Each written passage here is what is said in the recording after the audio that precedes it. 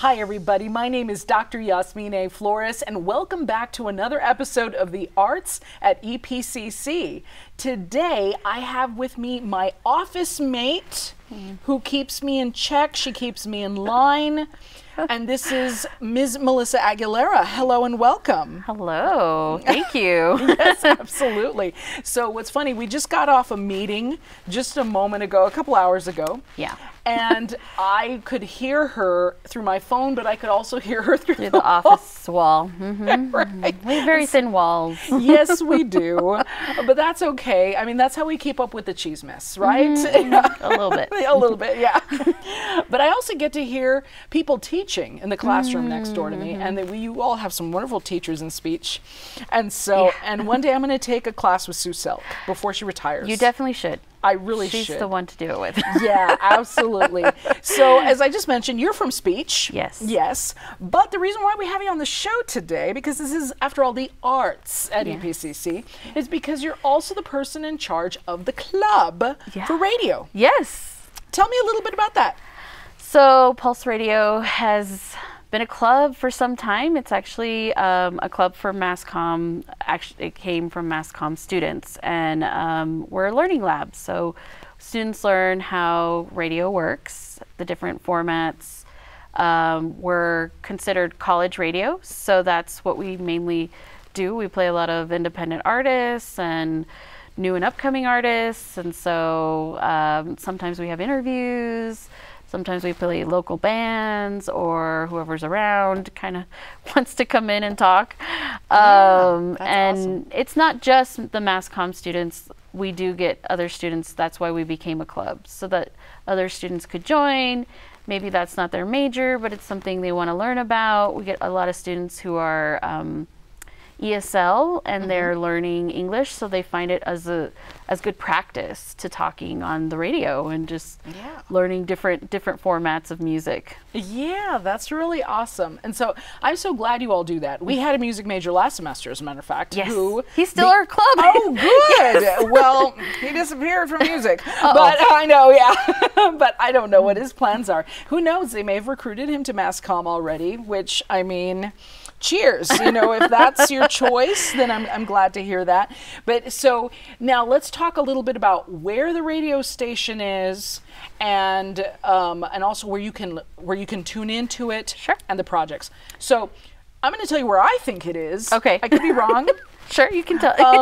So when you're at Via Verde and you're in the old A building, which is one of the original buildings, yes, and you walk in through the slide doors, which is where the fountains are downstairs. I love those fountains, and they're on now.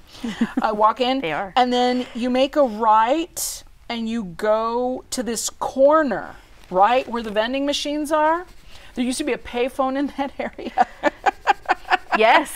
And I'm surprised the payphone's not still there. Actually, they moved us. So we used to be in the C building, and they did move us there. That was designated space for us. So we are right next to the English, the Writing Center. Writing Center, yes, sorry. Yeah. So that's our studio. That's where we have a production office where students can produce not just their shows, but they can also make bumpers and like quick little, hey, you're listening to Pulse Radio, those little things in between. If they wanted to, they could do things like record their podcasts. We'll talk about that in a minute. But right now, because we're not streaming, we're upgrading our streaming service. So we're a streaming radio station. We're only available online. Usually you can find us through my EPCC website, and you'll see a little, this is EPCC radio link.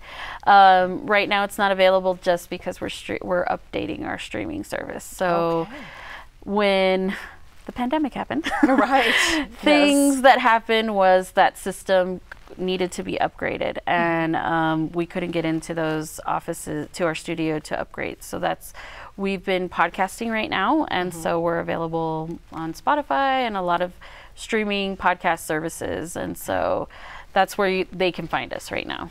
How cool. Awesome. And then you guys have a Facebook too, right? We do. Okay, yeah. And an Instagram. It's not very active. Oh, okay, got it. So, yeah, and that's how I found you all. It's actually through the Facebook. And okay, and you say you guys play a variety of music, typically. Do you know when you're going to be back up and running? We're hoping by the second half of this spring here. Oh, nice. So just a couple of things we're needing to work on still as far as like getting our repertoire up to date and getting the service back in place. Wonderful. That's fantastic. So, okay, let's talk about the podcasts. Sure. And then you said a bumper. I don't know what that is. What's a bumper? Okay, What is that? I'll explain. Yes. So when you listen to radio, typically you hear things like a little, what they call the legal ID. It's usually at the top of the show, and it has all the details about the radio station. Now, the reason that happens is because the FCC regulates all radio stations, including online, believe it or not. Okay. So if you have a license, you have to follow the regulations from the FCC.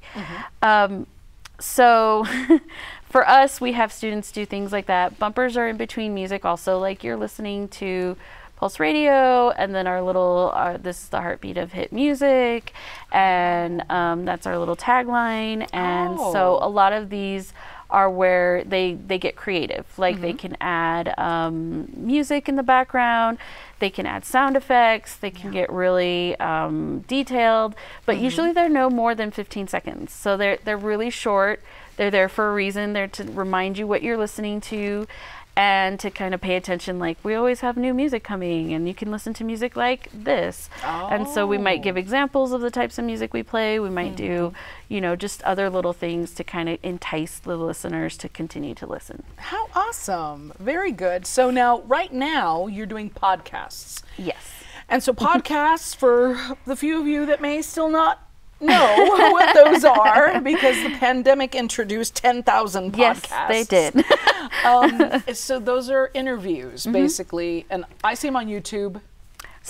Yes, you could do like an audio or video stream, or both. You can do both. We do audio only because that's what they're learning. They're learning how to edit the audio, and including things like again, sound effects or music or whatever it is in addition to what they're saying. And so for currently, we've done a few.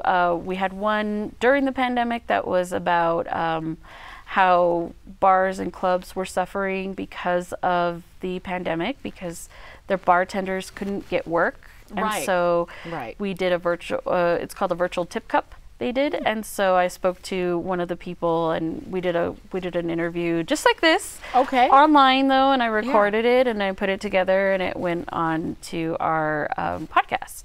And we had another student. He did what it's like to be working, retail during the pandemic, and so he went through like his day and talked about how his life had changed basically during this time, and it's a really interesting look at that time period, especially. Currently, we have a lot of our DJs doing introductions, so they're introducing themselves. They're going to talk about the things they're going to talk about on their shows, and then they're also like what types of music they like and whatever else they want to play. And so we've had really interesting ones come from the podcast. Ours are pre-recorded, so they do a lot of editing with the audio. And again, they can play around with things like sound effects and making sure that they're,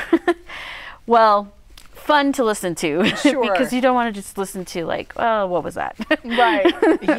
So do you have, because I know Billy Towns works in that area as well, and he has his music tech students, and they record songs. Do you all play those songs sometimes? We've actually interviewed, our students have done interviews with Billy Towns quite a bit, and have had some of the students from his class come into the studio and play their music and talk about how they recorded that, what they did, the process, and especially because this is all fun, but actually it's a lot of work because it takes so much time to put together. And so especially with audio is so focused on the auditory part. I can't really like show you a picture. So what am I creating in your mind? It's called the theater of the mind, right? And we have to say, what is the sounds that need to come from this place or location? What do I need to make it so that people understand that I'm not just standing in a room recording, which I might be doing, but at some point recorded like outside on the street if I'm, you know, working person on the street interviews. That's what they call long form radio. And so long form radio is really about creating that idea. Where are my images coming from? What am I thinking of? How am I expressing that? And so when you hear it, you don't even realize you're doing it, but you're imagining, you know, there's National Public Radio, which is NPR, and they do a very good job, and they have those driveway moments where they're where you're sitting in the driveway still listening. Exactly. And that's the reason why, is because you're so engrossed in the story or what you're listening to that you're focusing on that and not even thinking about anything else. And so that's the really cool part about audio, is that it can take you out of where you're at and focus on that location. So so you bring up NPR, and I'm going to go down that path a little bit, and the sound effects. So I just had this question for the previous guest, and I was actually asking her about a library of sound effects. There are libraries, yes. And that every sound effect is essentially not what you think it is originally. Yes. Yeah. So old radio, radio prior to the digital age, where you could record things and then keep it forever, used to create things like the horse galloping with, like, you know, little cups or something, you know. And so it's harder for students to think about that aspect of those things, but they did happen. And so now there are libraries that are created just for that. We have open source Creative Commons is a library, and you can find sound effects through there, or even music if you prefer like music that's not copywritten and things like that, which is tricky because we have to deal with those concerns as well. Of course, yes. But also you can create your own sound effects if you really wanted to. I mean, what is the sound of a squeaky wheel? What is the sound of a horse galloping, right? And so how do you create that? Sometimes students are, like I said, really interested in those parts, but they do like the sound effects to do certain things, like to get your attention, like I'm gonna explosions or air horn or something, and so they can find those through our programs. How cool. Because, and just going back to NPR, it's true, you know, I always assume the reporters out there if they can, they really are, and they probably are recording out there. So for example, I know a lot of the reporting in the Ukraine right now, and there are people there, and there are people, you know, catching the air horn sounds and all those things like that. And what they do is then they take that audio and save it and share it and keep it, and so that's how they create that report. They may not report from the field because it might be too loud. So they have to record in quieter places. Oh, that's interesting. Okay, all right. Now, and speaking of also NPR, they have serials. Is it serials? Is that what they're? I guess serial series. So they have a series sometimes of shows, and I can't remember the guy that used to come on, and he would read like a 6 p.m. show, and it was like every day, it was like a 20 to 30 minute, very serious voice. And he did it for years. And I think he finally retired or passed away. I can't remember the guy's name. I think I know who you're talking about. And so he would read, so it'd be like a week-long story. So Monday night was the first chapter, and second night was, Tuesday was chapter 2.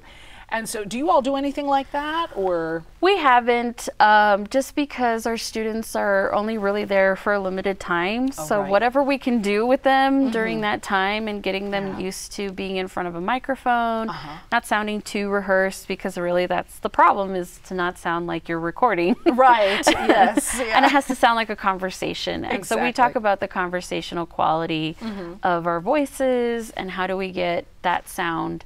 And I tell them a lot, you know, imagine you're talking to one person, just one person in the room, and that's it.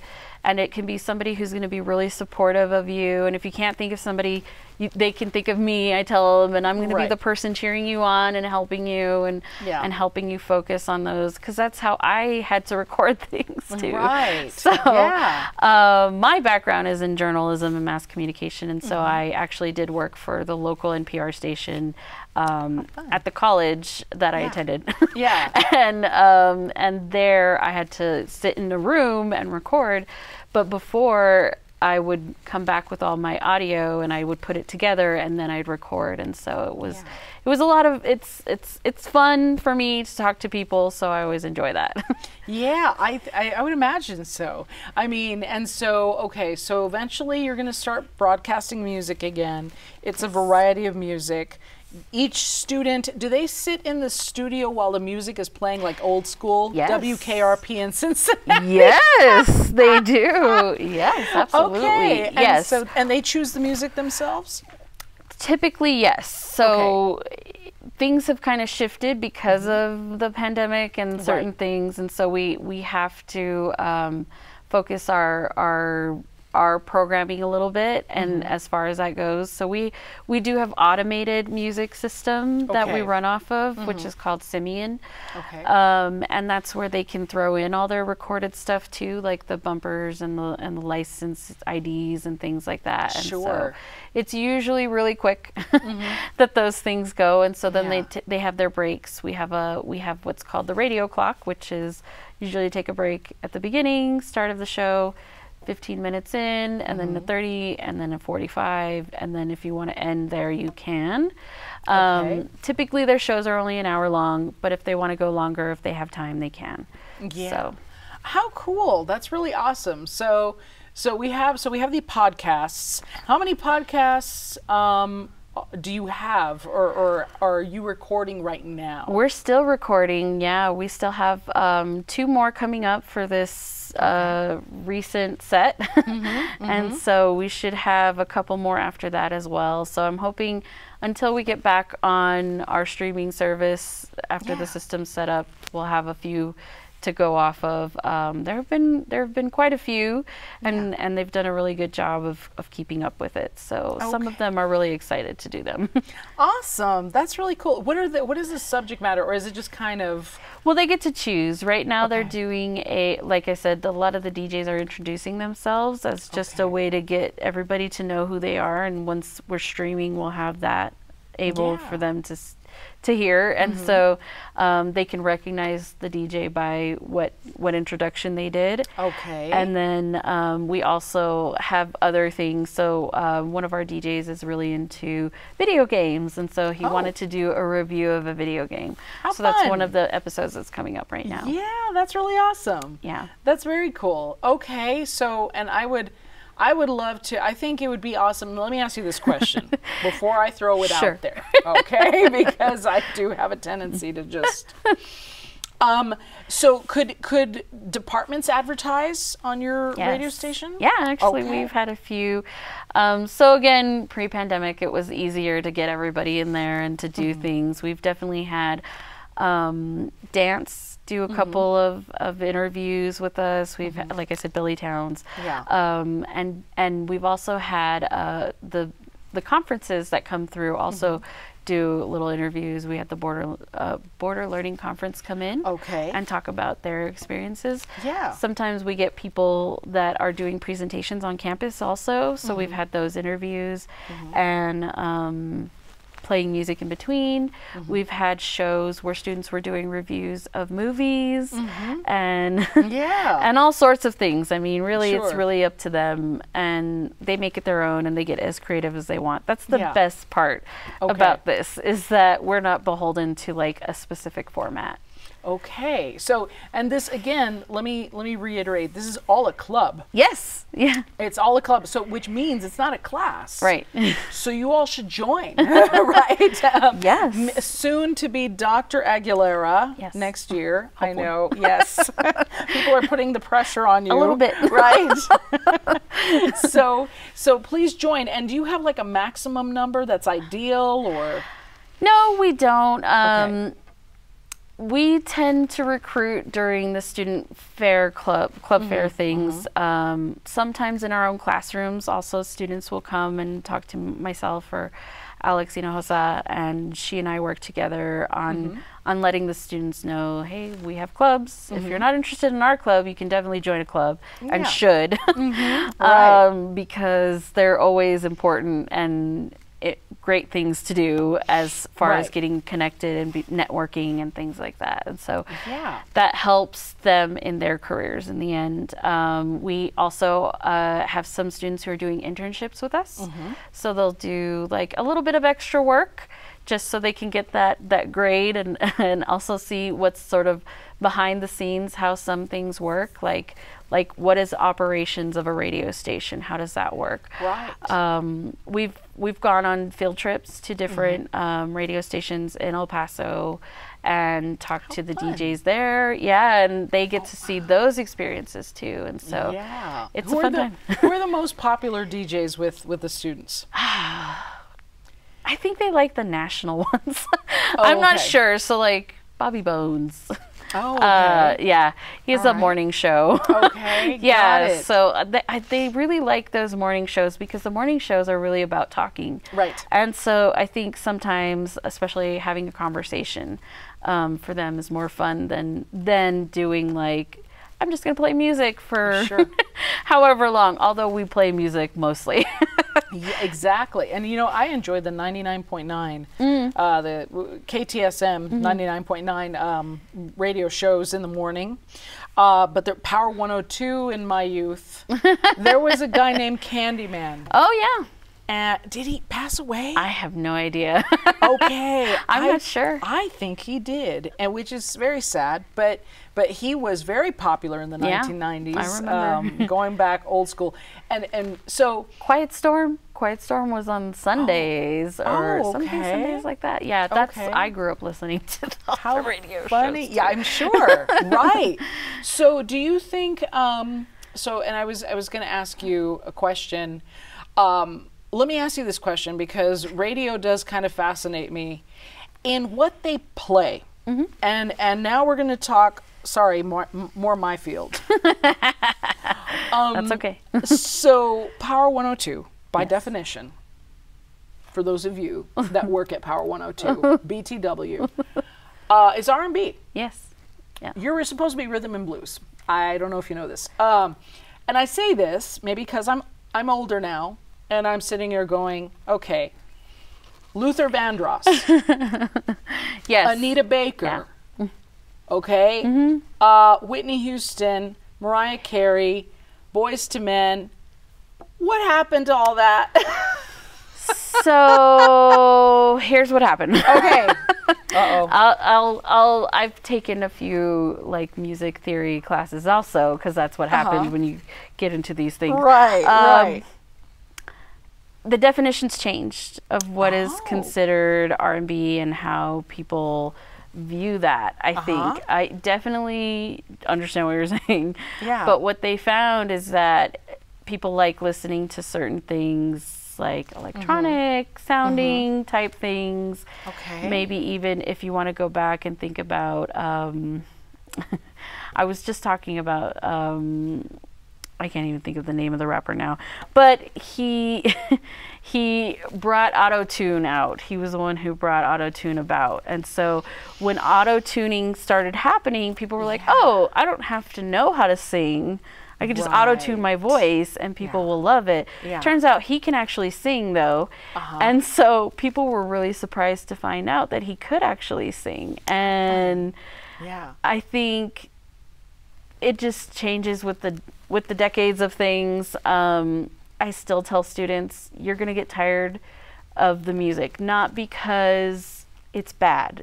It might be bad to someone, maybe not to you. Sure. But what happens is our ears get tired of listening to certain things over and over again, especially when it's so loud. So we have a threshold for what's called noise. Okay, right. Oh, yes, I do. I know. Yes. I know you know this. Right, and yes. so because sound waves move, if you compress the sound wave, it becomes noise, right? It becomes noise.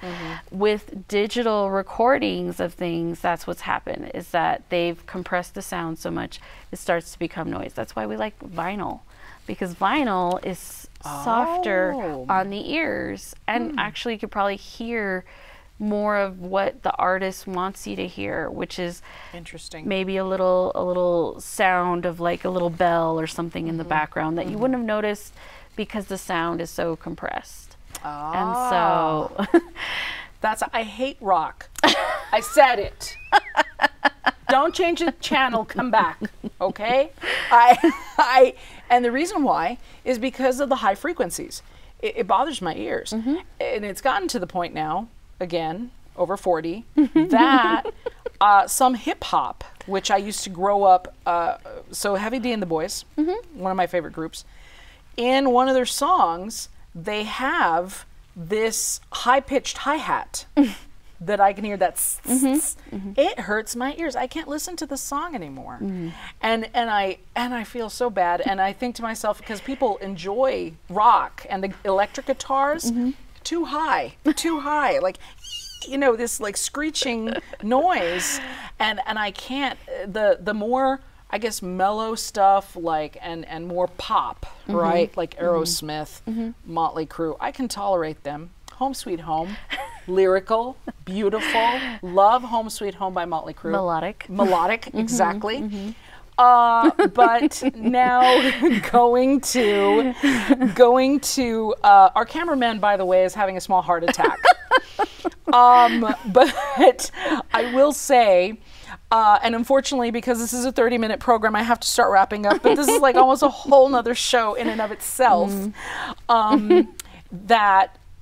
That's very interesting with Power 102 is how it's evolved. And I think of Drake and Justin Bieber and a lot of these rappers.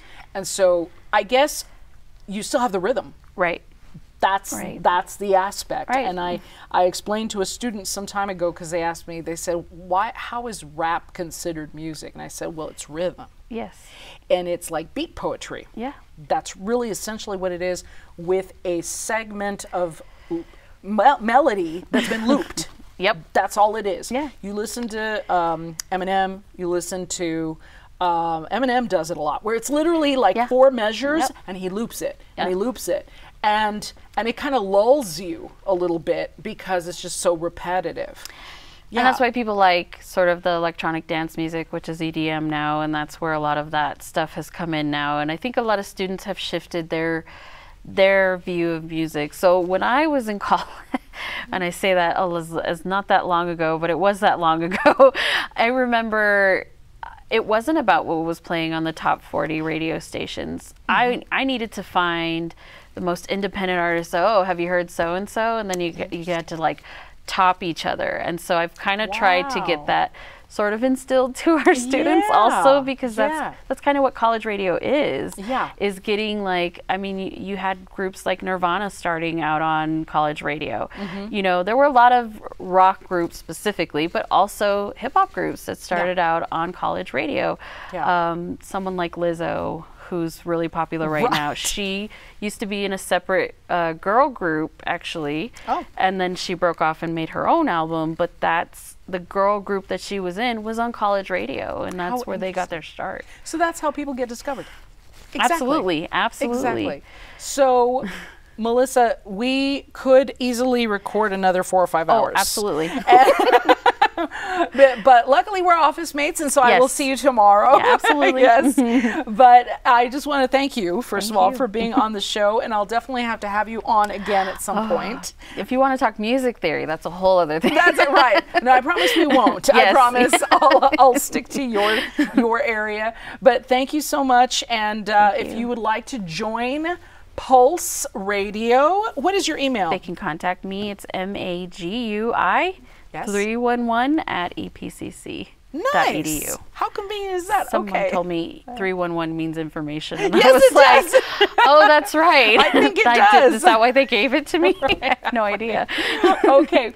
Thank you so much. And thank you for watching. Bye, everybody.